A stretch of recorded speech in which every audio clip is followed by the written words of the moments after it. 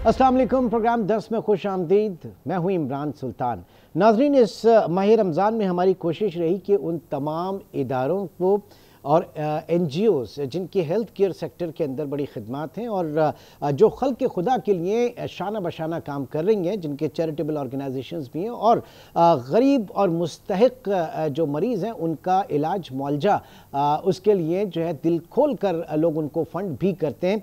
तो वजह यही है कि एक ज़िम्मेदार शहरी की हैसियत से हम भी इस कार खैर में अपना हिस्सा डालते जाएँ, क्योंकि वसाइल ना होना कभी भी इलाज में रुकावट ना बने। इसी सिलसिले में हमने NICVD जो कि national institute of cardiovascular disease है उसके हवाले से भी प्रोग्राम किया, SIUT के हवाले से किया, द किडनी सेंटर के हवाले से किया। इसके अलावा बैत सुकून कैंसर हॉस्पिटल के लोग हमारे यहाँ आए, अमानतदार जो एक NGO है उसके लोग हमारे यहाँ आए, cyber knife robotic radio surgery के लोग भी हमारे यहाँ आए। और आज का प्रोग्राम इसी सिलसिले की एक कड़ी जिसमें हम बात करेंगे लेटन रहमतुल्लाह बेनेवोलेंट ट्रस्ट अलमारूफ LRBT जो कि पाकिस्तान में आँखों के मर्ज के हवाले से, उनके इलाज के हवाले से एक मुनफरिद और मुस्तनद इदारा है। आज के प्रोग्राम में चेयरमैन LRBT साकिब हमीद साहब इस वक्त हमारे साथ मौजूद हैं। सर, बहुत शुक्रिया आपके वक्त का। सबसे पहले मैं हमारे नाजरीन के लिए एक थोड़ा सा पस मंज़र बताइएगा इस LRBT के क़याम का।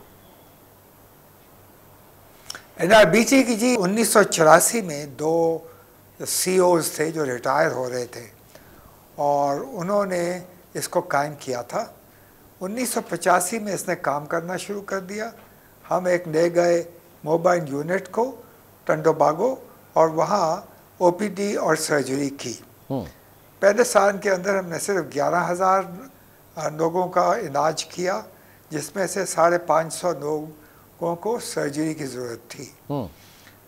अब 38 साल हो गए हैं, अब तो 29 साल में हम चले गए हैं और अब हम कर रहे हैं 30 लाख लोगों का इलाज हर साल और सर्जरी जो है 3 लाख सर्जरीज करते हैं और ये मुफ्त होती हैं गरीब लोगों के लिए। ये 38 सालों के अंदर हमने 58 लोगों का इलाज किया है और 5.8 मिलियन लोगों का, यानी 5 करोड़ 80 लाख 5 करोड़ 80 लाख लोग जो हैं फैज़याब हुए। जी हाँ, ठीक। इस वक्त सर, इस वक्त जो आपका नेटवर्क है, इस वक्त आपके नेटवर्क जो है उसमें मोबाइल क्लिनिक्स कितनी हैं और आपके हॉस्पिटल जो फुल फ्लैज हैं वो कितने हैं? हमारे हॉस्पिटल्स हैं जी 20, जिनमें से एक जो अभी पिछले साल अप्रैल में कायम हुआ है, उसने अपने दरवाजे खोले हैं, वो है रहीमिया खान में। 20 अस्पताल हैं और हमारी 61 प्राइमरी आई के क्लिनिक्स हैं और ये इलाज करते हैं। प्राइमरी आई के क्लिनिक्स का काम जो है वो एसेंशली ये होता है जी कि छोटी मोटी प्रॉब्लम्स आँखों की या मर्ज़ आँखों का, तो वो उधर उसके लिए सर्विस वो उनका इलाज कर देते हैं। या अगर आपका आँखें कमज़ोर हों तो आपको आई ग्लासेस की ज़रूरत हो, ऐनकों की ज़रूरत हो, तो उसका वो आपको नंबर दे के दे देते हैं। ठीक। तो लेकिन अस्पतालों में हर चीज़ जी जी जी प्लीज़ मैं कह रहा हूँ अस्पतालों के अंदर तो हर किस्म का इलाज होता है, हर बड़ा आला किस्म का डायग्नोस्टिक इक्विपमेंट होता है और उसके बाद ये है कि पाकिस्तान में और किसी अस्पताल में ऐसा इक्विपमेंट नहीं होगा। और हमारे डॉक्टर्स हम खुद ट्रेन करते हैं, तकरीबन 55 डॉक्टर्स हैं जो इस वक्त फेलोशिप और membership college of physician and surgeons के लिए हम लोग ट्रेन कर रहे हैं।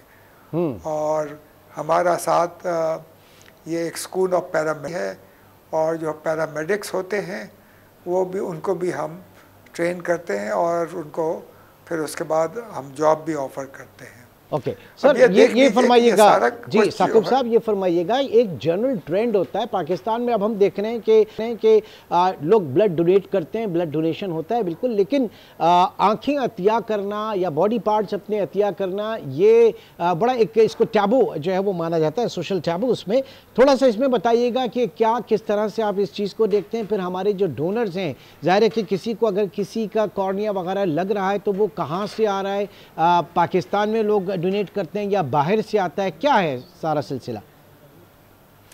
नहीं जी, पाकिस्तान के अंदर लोगों को झिझक होती है अपने कॉर्निया डोनेट करने का। हालांकि जब आपका इंतकाल हो जाता है तो वो कॉर्निया अगर किसी नाबीना शख्स को उसकी आंखें फिर से रोशन कर दे, इससे बेहतर सदका जारिया क्या हो सकता है। अनफॉर्चुनेटली लोग समझते हैं कि ये इसकी इस्लाम में इजाज़त नहीं, ये बिल्कुल गलत है। इसमें बहुत सारे खुतबा दिए गए हैं। ये मिस्र में अज़हर का, इवन सऊदी अरेबिया के अंदर, ईरान, मलेशिया के अंदर, इंडोनेशिया के अंदर, बहुत सारे इस्लामी ममालिक में ये इसकी इस पर बहुत वो कहते हैं कि जी ये तो नेक काम है, सदका जारिया है और इसको देना तो चाहिए। एक शख्स के मरने के बाद कितनी देर तक अगर उसकी आंखें जो हैं वो अगर डोनेट करना चाहे तो उनका क्या टाइम पीरियड होता है सर? देखें जी, वो तो तकरीबन आपको चंद घंटे, 4-5 घंटे के अंदर अंदर आपको वो कॉर्निया निकालना पड़ता है। और वो उसके बाद जब निकालते हैं ना, तो ये आप देख भी नहीं सकते हैं कि जी ये आँख कैसी है, मतलब इसमें से कॉर्निया निकाल दिया गया है। अच्छा, ऐसा तो एक जो लोग समझते हैं कि शायद वो पूरी की पूरी आँख निकाल ली गई है, इस तरह का कुछ नहीं होता, वो एक झिर्री सी होती है। ये नहीं, बिल्कुल नहीं जी, क्योंकि ये देखिए कॉर्निया एक होता है एक झिंडी सी, हाँ, जो आँख के ऊपर होती है। तो वो जब आप निकालते हैं तो उससे कुछ आपका सिर्फ झिंडी को निकालते हैं और बकिया जो है पता भी नहीं लगता कि आपको कि ये आँख आपका कॉर्निया निकाला गया है। और हम तो ये भी करते हैं कि हम एक आर्टिफिशियल कॉर्निया ऊपर लगा देते हैं। अच्छा। आपका कोई, हाँ, तो आपको इसमें घबराहट नहीं होनी चाहिए कि कोई अजीब सा मैं लगूंगा, वो ये बात नहीं है। ओके, अब ये बताइए कि मतलब कहाँ से पाकिस्तान में, चूंकि इतनी अवेयरनेस नहीं है या लोग नहीं करते, लेकिन जहाँ से आप मंगवाते हैं फिर वो कहाँ से मंगवाते हैं और वो कितना महंगा पड़ता होगा? हम जी जी हाँ, देखिए वैसे तो मैं तकरीबन 2000 से लेकर $2500 का पड़ता है। हम मंगवाते हैं अमेरिका से, क्योंकि वो कॉर्निया सबसे अच्छा होता है। फिर दूसरी बात उसकी ये है कि नहीं, अमेरिका में क्या हमें तो अमेरिकी अवाम देते हैं या वहाँ पे मैन्युफैक्चर होता है, क्या किस तरह से होता है, अमेरिका से ही क्यों? नहीं, डोनेट तो अमेरिकी अवाम करते हैं। अच्छा। लेकिन ऑब्वियसली वो कॉर्निया को निकालना और उसके बाद उसको एक मीडियम के अंदर रखना और उसके बाद उसका वो एक जो कॉर्निया है ना, उसके बहुत से हिस्से होते हैं जो इस्तेमाल होते हैं। एक जो आपकी झिंडी का सबसे ऊपर का है वो होता है, एक झिंडी का सबसे नीचे होता है। तो ये सारी जो चीज़ें हैं ये होती हैं। तो इसमें तो एक कॉर्निया से हम आप कम से कम 2-3 आँखों को रोशन कर सकते हैं। अच्छा, तो ये चीज़ है जी। ओके जी। तो अब ये आप जब मंगवाते हैं, अच्छा मैं ये आपको मैं आपको ये बता दूं, ये हमें एक पाकिस्तान एसोसिएशन है डॉक्टर्स की, हाँ, अमेरिका में, हाँ, और ये वो ये इकट्ठे करते हैं और वो फिर पाकिस्तान में वेरियस हॉस्पिटल्स को भिजवाते हैं। ओके, उसका नाम है अपना जी, ठीक, अच्छा, association of Pakistani doctors in north America. Okay, ठीक। साकिब हमीद साहब आप हमारे साथ ही मौजूद हैं और नाज़रीन इस वक्त हम बात कर रहे हैं आँख के हवाले से, जो कॉस्मेटिक सर्जरी की हवाले से, और डेंटल और कॉस्मेटिक बड़ी एक्सपेंसिव होती है दुनिया में। इवन इंश्योरेंस कंपनीज जो हैं वो भी इसको कवर नहीं करती। लेकिन ये जो बुनियादी एक बड़ा मसला है और इसमें बात की जा रही है कि 2,60,00,000 अफराद जो हैं वो सालाना ट्रीट होते हैं पाकिस्तान में, या पाकिस्तान में इतने लोग जो हैं इस मर्ज़ में मुब्तला हैं। उनके इलाज के लिए क्या तदाबीर हो सकती हैं, इसी के ऊपर हम बात करेंगे। साकिब हमीद साहब हमारे साथ मौजूद हैं। एक छोटे से ब्रेक के बाद दोबारा मिलते हैं।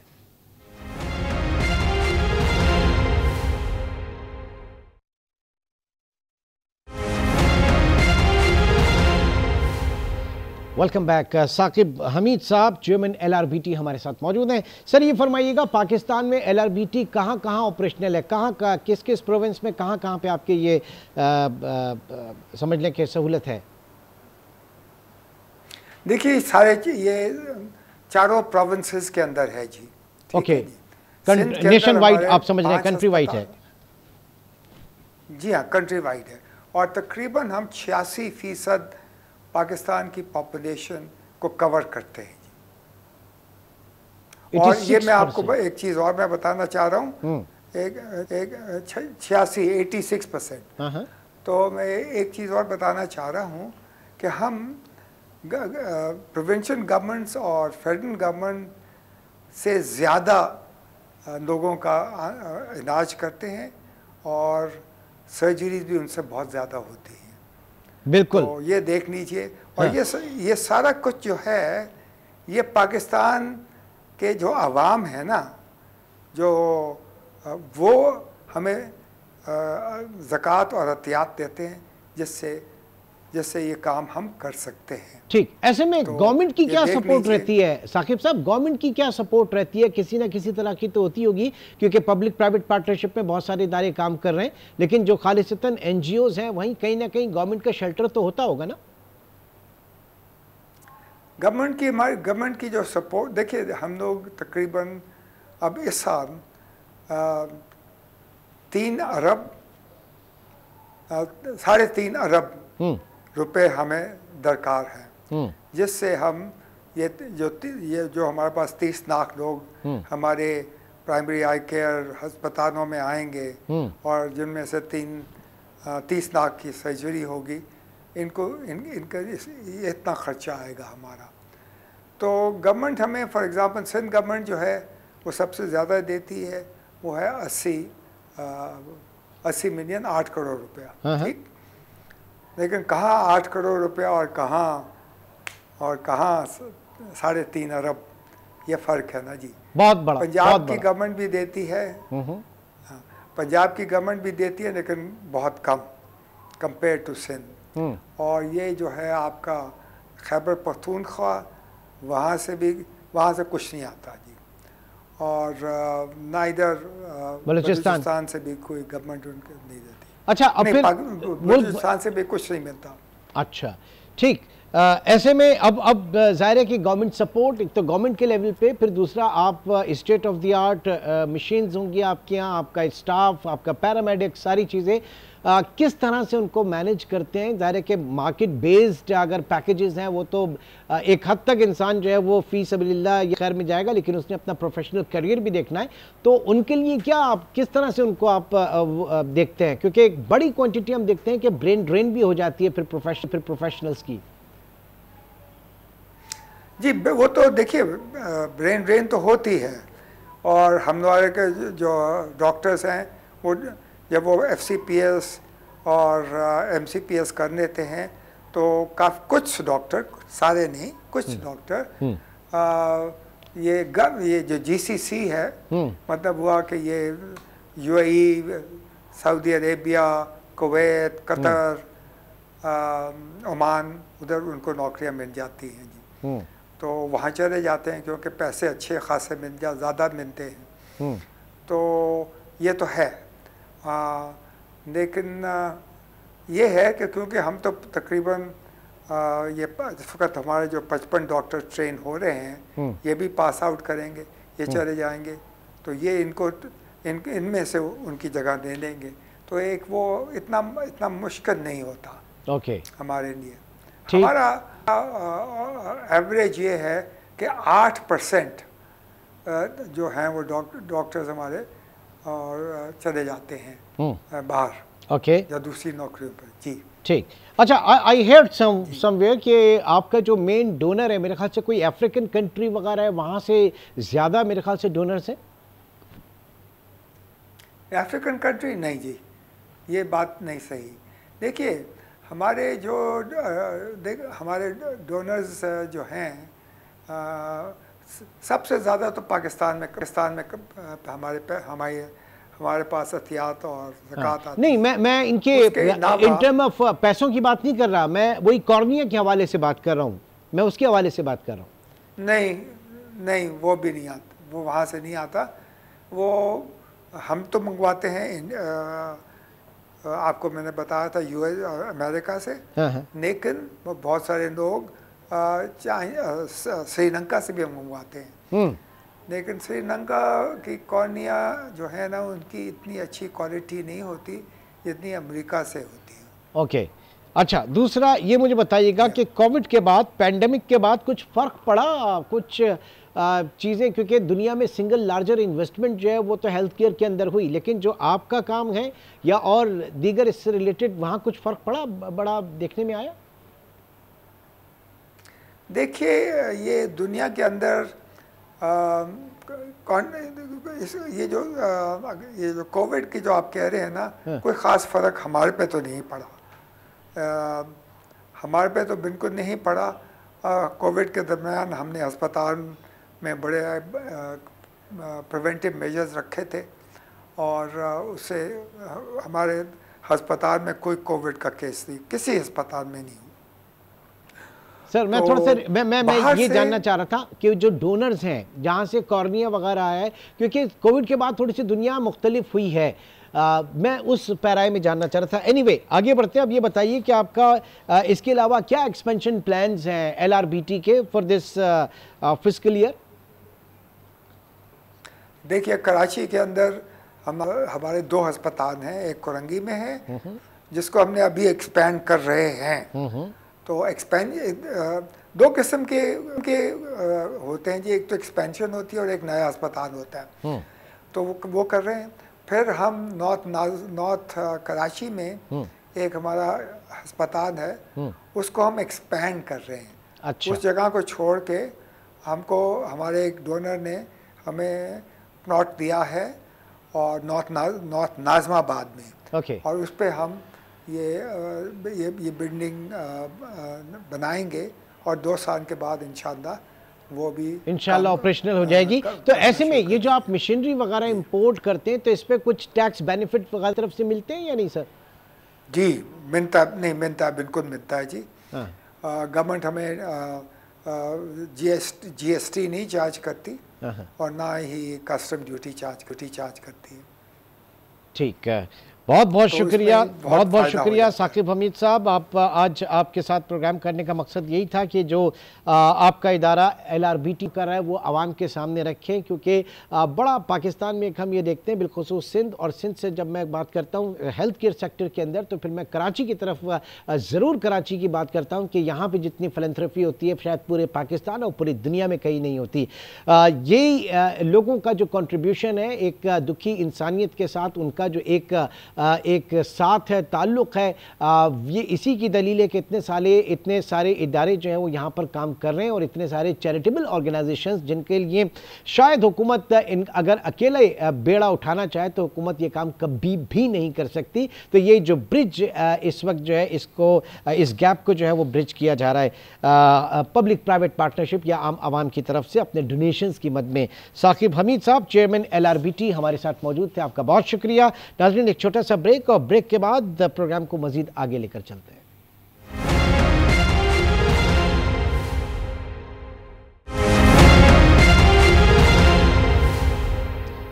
Welcome back. Mustafa Aamir murder case में मरकज़ी मुलजिम अरमगान के खिलाफ जब तहकीकात हुई तो पता चला कि वो एक कॉल सेंटर चलाता था और उसका बाप शुरू से यही जो है वो उसका एक स्टेटमेंट आ रहा था कि जनाब वो कॉल सेंटर उनका था, लेकिन बाद में पता चलता है कि वो गैर कानूनी कॉल सेंटर है और उस कॉल सेंटर में स्कीमिंग होती थी, वहाँ पर फ्रॉड होते थे और जो निशाना बनते थे वो ऑनलाइन जो है वो डील्स जो होती हैं उसमें उनको निशाना बनाया जाता था। तो इस तरह से एक नई जो हम लोगों ने सुनी एक टर्म डब्बा कॉल सेंटर। तो ये डब्बा कॉल सेंटर क्या है, किस तरह का फ्रॉड इसमें होता है और फिर इसका टारगेट कौन लोग होते हैं, ये तमाम चीज़ें हम जानेंगे। हमारे साथ इस वक्त मौजूद हैं चौधरी काशिफ तालिब जो कि टेक्नोलॉजी एक्सपर्ट हैं, लाहौर से इस वक्त हमारे साथ मौजूद हैं। बहुत शुक्रिया काशिफ आपके वक्त का। सबसे पहले तो ये फरमाइएगा कि ये कॉल सेंटर बार बार बात की जा रही है, तो ये गैर कानूनी कॉल सेंटर्स जो हैं ये क्या होते हैं और इनका मकसद क्या होता है, क्यों काम, किस तरह से ये काम करते हैं? Call centres actually government of Pakistan से आपको सबसे पहले लाइसेंस लेना पड़ता है और पाकिस्तान सॉफ्टवेयर एक्सपोर्ट बोर्ड के साथ आपको रजिस्टर्ड करना पड़ता है। रजिस्टर्ड करने के बाद आप किसी इंटरनेट सर्विस प्रोवाइडर से इंटरनेट लाइन ले सकते हैं जिसके ऊपर आप कॉल सेंटर की सर्विसेज वॉइस की चला सकते हैं। अदरवाइज अगर आप ये सारा कुछ नहीं करते तो जो कॉल सेंटर या जो भी सेटअप इस तरह का चल रहा है वो इलीगल तस्वर किया जाता है। इसके और वो वीपीएन वगैरह के ऊपर चलता है, इलीगल वीपीएन के ऊपर चलता है। वीपीएन पे चलता है, गवर्नमेंट वीपीएन भी रजिस्टर्ड करती है, आपके आईपी रजिस्टर्ड होते हैं जिनके ऊपर आपने ट्रैफिक रन करनी होती है वॉइस की। अदरवाइज इंटरनेट सर्विस प्रोवाइडर आपकी वॉइस जो है उसको ब्लॉक रखते हैं, लेकिन स्टिल मींस अवेलेबल है, वीपीएन इस्तेमाल किए जाते हैं, बाहर के गेटवेज इस्तेमाल किए जाते हैं जिसके जरिए स्टिल इस तरह की इलीगल एक्टिविटीज की जाती हैं। तो अच्छा, एक तो ये सोर्स हो गया कि हाउ टू इंटरेक्ट विद जो ऑडियंस है, ये जो बाहर उनके टारगेट हैं, होता क्या है, किस तरह से, क्योंकि इसमें अगर आप अमेरिकन मार्केट के लोगों को या अमेरिका में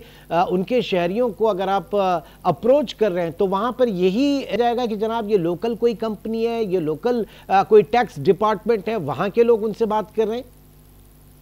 अच्छा, होता है ऐसे है कि वहाँ से बहुत सारी कंपनीज अपनी मार्केटिंग कैंपेन्स या सेल्स की कैंपेन्स देती हैं दुनिया में मुख्तलिफ लोगों को, जो आप ऑनलाइन जाके कंपनीज आप उनके साथ कॉन्ट्रैक्ट कर सकते हैं। अब उसके अंदर होता ही है कि जिसके लिए फेसबुक पे, गूगल पे और इधर उधर एड रन किए जाते हैं जहाँ से ट्रैफिक जनरेट होती है। जब वो ट्रैफिक जनरेट करके इन कॉल सेंटर्स पे लैंड करती है तो ये अपने आप को फेक आइडेंटिटी शो करते हैं, because they already have, some of them have the contract with the international companies, जैसे डिश एंटीना रीसेल कर लिया आपने, इंटरनेट सर्विस प्रोवाइडर की कोई कैंपेन रीसेल कर ली। अब उसमें होता ही है कि when they have start interaction with the customers, वहां पे फिर उनको मिसगाइड किया जाता है, वहां पे उनको सस्ती डील्स दी जाती हैं, वहां पे उनको डिफरेंट तरीके से उनको लालच दिया जाता है कि वो कोई और मींस भी खरीद सकें। उनका मोटिव ये होता है कि किसी तरह उनका क्रेडिट कार्ड तक उनकी रसाई आ जाए, वो किसी तरह उनसे क्रेडिट कार्ड का डाटा शेयर कर लें, कोई सस्ती ट्रांजैक्शन खरीद लें, कोई सस्ती चीज़ बाय कर लें, उनके घर का इंटरनेट ख़राब है या उनका कोई और मसला है ऑनलाइन जिसे रिजॉल्व किया जा सकता है, बदले में वो पेमेंट के लिए उसे अपना क्रेडिट कार्ड शेयर करता है। जब इसको टर्मिनल क्रेडिट कार्ड चार्ज कहते हैं। जब वो टर्मिनल के ऊपर क्रेडिट कार्ड चार्ज करता है, ये ऐसे ही है जैसे आप किसी दुकान पे या किसी आउटलेट पे जाके अपना क्रेडिट कार्ड फिजिकली स्वाइप करते हैं। तो इसके अंदर टर्मिनल क्रेडिट कार्ड चार्ज ये होता है कि वहां पे फिजिकल कार्ड की जरूरत नहीं होती। अच्छा, ठीक है, आपके पास कार्ड का नंबर होगा, उसका एक्सपायरी होगा, उसका पिन कोड होगा, तो उस सूरत में एक फॉर्म साइन करवाया जाता है। जो भी विक्टिम्स होते हैं वो अनजाने में वो फॉर्म साइन कर देते हैं, लालच की वजह से या जिस भी वजह से उनको कन्विंस कर लिया जाता है कि आप ये ट्रांजैक्शन बाय कर लें। तो उसके लिए फिर जब वो अपना क्रेडिट कार्ड इन्फॉर्मेशन शेयर कर देते हैं, once the information has been share with them, तो उसके बाद फिर वो इंफॉर्मेशन भी बिकती है, उसके ऊपर मिसयूज भी होता है, वो क्रेडिट कार्ड के नंबर भी सेल किए जाते हैं, मुख्तलिफ लोग उस पर बाइंग करते हैं। अच्छा, ये कहा जाता है सर कि ये जो आपके कॉल सेंटर्स हैं जो ज़ाहिर है कि लीगल उसमें काम कर रहे हैं, तो वहाँ पर एक कस्टमर रिलेशनशिप मैनेजमेंट जो है एक डिपार्टमेंट या जो पूरा उसका लॉग है वो भी कहीं ना कहीं डार्क वेब के ऊपर फॉर सेल होता है, बेचा जाता है। जी बिल्कुल ऐसे ही है। देखिए जैसे मैंने कहा कि ये इन्फॉर्मेशन जब आपके पास क्रेडिट कार्ड की वैल्यूएबल इन्फॉर्मेशन आ गई और आपका नाम, आपका टेलीफोन नंबर, हम्म। आपका फोन नंबर आ गया, आपकी ईमेल आ गई, आपके क्रेडिट कार्ड की डिटेल आ गई, तो फिर ये इन्फॉर्मेशन जो है ये सेलेबल है ऑन द इंटरनेट। ये डार्क वेब पे भी सेल होती है, ये आपके ट्रिपल डब्ल्यू पे भी सेल होती है, दोनों जगह सेल होता है इन्फॉर्मेशन। और फिर ओके। जो लोग ये डाटा कलेक्ट करते हैं वो भी मिस यूज करते हैं। ठीक। अच्छा, एक इसके दो तीन जो मोडस ऑपरेंडी हैं, एक एक तो ये कि जनाब अमेरिका में जो मैं लॉस एंजलिस या न्यूयॉर्क इनकी बात नहीं कर रहा, जो लेस और जो समझ लें कि मज़ाफ़ाती इलाके और जहाँ पे इतना शऊर नहीं है वहाँ पर लोगों को अप्रोच किया जाता है, और फिर आईआरएस जो इनका इंटरनल जो आपके रेवेन्यू सिस्टम या टैक्स अथॉरिटीज़ वो बन के कॉल की जाती है, उनको डराया धमकाया जाता है, वो फौरी तौर पे पैसा दे देते हैं। तो एक तो ये चीज़ हुई। फिर दूसरा ये कि कोई सस्ती डील किसी से कर ली और उससे पेमेंट ले ली, लेकिन उसके बाद उसको वो चीज़ नहीं बेची, उसको डिलीवरी नहीं की और उसको डिस्कनेक्ट कर दिया, उससे डिलीट कर दिया कॉन्टैक्ट से। तो इस तरह के फ्रॉड्स होते हैं। जी जी बिल्कुल। ये जो आपने डिलीवरी तो बड़ा बेसिक लेवल का फ्रॉड है ना, जिसमें उनको किया गया कि मिस यूज ऑफ आइडेंटिटी कर लिया। आप एक मर्चेंट बन के आपने उसको कोई चीज सेल की और लेटर आपने वो ई कॉमर्स के ऊपर उसको चीज डिलीवरी नहीं की। हाँ। ये तो बहुत सिंपल सा किस्म का स्कैम है। लेकिन बात आगे तब बढ़ती है जब उसके क्रेडिट कार्ड की इन्फॉर्मेशन आ जाती है, वहां पे फिर हैवी किस्म के स्कैम्स किए जाते हैं। हाँ। चीजें बाय की जाती हैं, उन्हें डिफरेंट एड्रेसेस पे डिलीवर करवा लिया जाता है। फर्ज करें वो आप यूएस में किसी चीज को ऑर्डर करते हैं, आप यू ऑर्डर लाइक $500 की चीज ऑर्डर की, उस पर $300-400 की शिपिंग आ गई। वो चीज़ आपने लाहौर में या कराची, इस्लामाबाद या पाकिस्तान के किसी भी एरिया में डीएचएल या इंटरनेशनल शिपिंग के जरिए आपने मंगवा ली। सो इस तरह के आप उसको ट्रेस करना, उसको $500-700 के लिए इस तरह की कोई मुहिम चलाना के यूज़र जो है। अच्छा, अब वहाँ पे एक बहुत अच्छी चीज़ है यूएस में कि ये सारे के सारे ट्रांजेक्शन जो है वो इंश्योर्ड होती हैं। तो hmm. Most of the time companies वो नुकसान पूरा कर देती हैं, इसलिए नहीं सर, बात जो है वो वो लॉस हो। एक सेकंड, वो होता ये नहीं कि नुकसान पूरा करती हैं। वो कंपनी जो है वो अपनी साख खराब होने से डरती हैं। वो बैंक्स जो हैं कि उनका नाम बदनाम हो जाएगा कि जनाब उनके क्लाइंट्स को, उनके कस्टमर को इतना लॉस हुआ और ये फ्रॉड हो गया, तो फिर वो इंश्योरेंस क्लेम करके उसको सेटल करने की कोशिश कर लेते हैं। इस तरह का होता है गालिबन। जी जी बिल्कुल तरह से है। अब एक यूजर ने, इसलिए तो आपको बार बार बैंक्स जो हैं वो बार बार आपको इंटीमेट करते हैं कि अपनी इन्फॉर्मेशन जो है क्रेडिट कार्ड की और पर्सनल इन्फॉर्मेशन किसी से शेयर मत कीजिए। हम्म। अब ये कस्टमर पे भी डिपेंड करता है ना। अगर मैंने खुद ही किसी को सारी इन्फॉर्मेशन दानिस्ता और गैर दानिस्ता तौर पे प्रोवाइड कर दी है, तो हम्म। उसके बाद जो नुकसान होगा, हम्म। जो नुकसान होगा वो बैंक का तो है ही है, लेकिन हम्म। ज्यादा उसकी जिम्मेदारी कस्टमर पे आती है। लेकिन आपकी बात बिल्कुल ठीक है कि बैंक अपनी रेपुटेशन को मेंटेन करने के लिए वो नुकसान को पूरा करते हैं। और ठीक। This is even happening in Pakistan also, बाहर नहीं, यहाँ पे भी ये स्कैम्स हो रहे हैं। हाँ हाँ। और इसमें खत्ते में कहा जाता है कि रीजन में भारत जो है वो सबसे बड़ा मरकज है इस वक्त इस तरह की स्कीमिंग का, और वहाँ पे इस तरह के फ्रॉड, डिजिटल फ्रॉड जो है वो सबसे ज़्यादा होते हैं। जी बिल्कुल सही कहा है। उनके पास आईटी इंफ्रास्ट्रक्चर काफी सारे मुल्कों से बेहतर भी है और चीप भी है, हाँ। जिसकी वजह से अपॉर्चुनिटी ज्यादा निकलती हैं कि इसको मिस यूज किया जाए सारी एक्टिविटी को। अच्छा, और इसे और डब्बा, वहां पे शायद आप गवर्नमेंट। डब्बा इसलिए कहा जाता है कि मतलब इसके लिए कोई इंफ्रास्ट्रक्चर नहीं चाहिए, कोई ऑफिस इस तरह बड़ा सेटअप नहीं चाहिए, ये कहीं पे भी छोटी सी जगह पे हो सकता है इसलिए। और फिर दूसरी चीज़ ये कि ऐसे कई और भी रिपोर्ट हुए, कराची में, लाहौर में, इस्लामाबाद में, बड़े शहरों में इस तरह के ऑर्गेनाइजेशन, इस तरह के सेटअप्स हैं, मौजूद हैं अभी भी। जी जी बिल्कुल। अब ये डब्बा वैसे बड़ा किसी ने इंटरेस्टिंग नाम रखा है। मे बी इसकी वजह ये भी हो सकती है कि ये बिल्कुल गुम होता है। ये actually they are not legal companies और लीगल सेटअप्स, तो वो अपने आप को छुपा कर रखते हैं इन सारी एक्टिविटीज को। एरियाज भी ऐसे सेलेक्ट किए जाते हैं जहां पर आसानी से लॉ इन्फोर्समेंट एजेंसीज को शक ना हो, बिल्कुल हिडन किस्म का काम और किया अगर जाता है। इसको खत्म करना, हुकूमत क्रैक डाउन करे, इनको खत्म करना चाहे तो क्या स्टेप्स मेजर हो सकते हैं?